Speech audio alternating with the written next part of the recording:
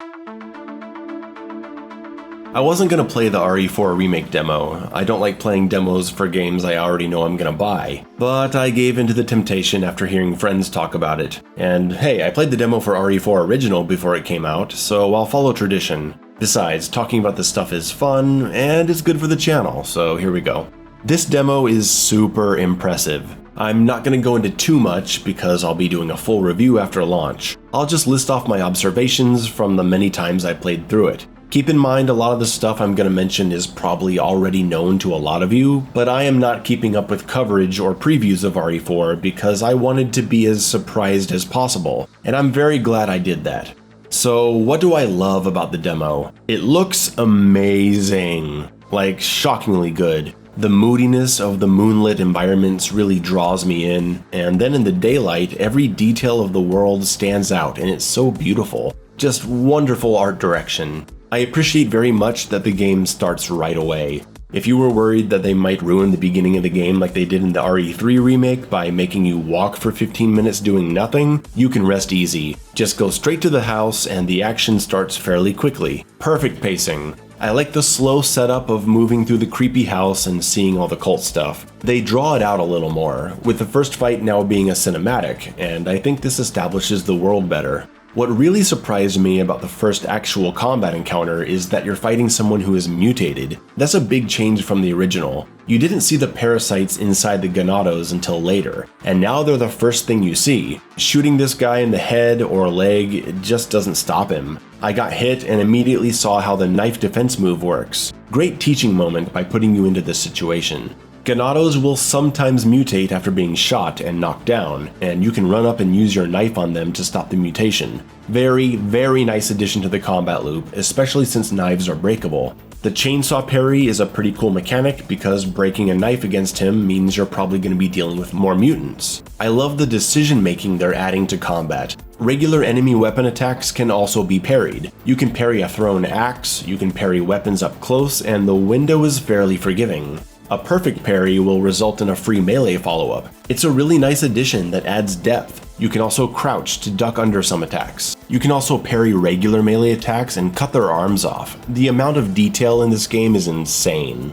Boxes are now breakable by just hitting the action button. You don't have to pull out the knife anymore. Love it. Real-time weapon switching greatly complements the heightened action while still making the old-school menu weapon equipping feel natural and fun. I really enjoy just opening the menu and equipping what I need.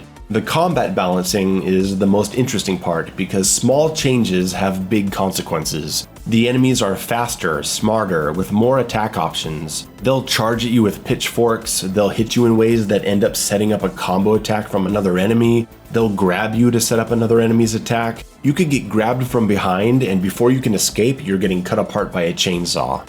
You still have the same combat options from the original, with the game having a heavy emphasis on setting up melee strikes by putting enemies into stun states with precision shots. Though the knockback effect seems to have been toned down. You can still knock back enemies, but I wasn't hitting 5 guys at once because I kicked one guy. That's also because they're just smarter. They'll flank you and spread out more and wait for you around corners. The old RE4 gameplay of letting everyone just group together and slowly walk at you has definitely been adjusted. The shotgun spread has been reduced so you don't just knock back everyone with one shot. If there's a bunch of enemies at a window, you're actually blocked from climbing through. You can't cheese enemies by shooting or knifing through broken doors anymore. It feels like they're really trying to make this a cerebral combat experience, and I greatly appreciate it. I felt like I was constantly under pressure, and it makes for a much more intense and engaging experience than the original, so far at least, judging by the demo.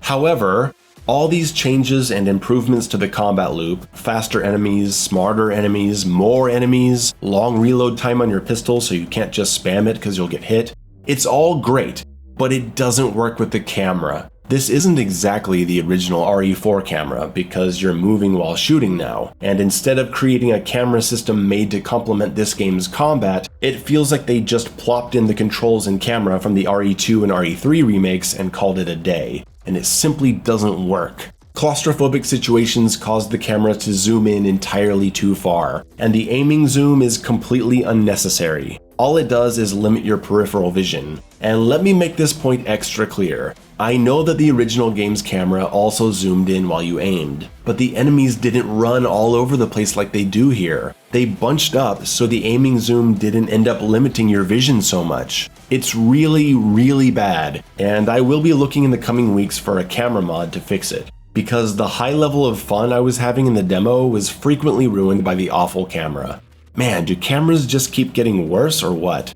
Back to the positives, the intro and opening village fight has many additions that make it a fresh experience, even for someone who's played the original so many times like myself. Seeing the first Ganados, I tried to run away, which led to me getting caught in a bear trap and they ganged up on me from behind. Awesome moment right there. Sneaking up on the lady on the left side of the village presents a stealth kill option, which is a nice addition and puts more pressure on the knife. Dr. Salvador now spawns whether you enter the 2-story house or not, and he has 2 different entrance cinematics depending on how you spawn him. He has eyes now, which is pretty creepy. I'm not sure which version of this guy I prefer. The classic faceless bag over the head was pretty cool. I'm curious, are these his eyes or someone else's? We've all seen the cow that you can light on fire, and it's cool. I just wish it ran around a lot crazier. I mean, it's a cow on fire. I expect it to act totally insane, and it just kinda wanders around. Still a cool option though. Leon's personality seems to be intact, despite it being a darker, more serious tone. He's got several quips that put a smile on my face, and I'm looking forward to spending the rest of the game with him. He better be flirty with Hunnigan though. So yeah, the demo is really good. Terrible camera aside, pretty much everything else is great. I can't wait. I'll be working on a video as soon as the game comes out, but I also have to consider that Sifu's Arena mode comes out 4 days later, so I'll be doing both at the same time. It may take a while to get this review out, but I'll do my best. Anyways, we're only a couple weeks away from this game and it's going to be massive. Everyone is looking forward to this. From the demo, it seems like it's gonna be great. I like literally everything about it except the camera. I'm excited.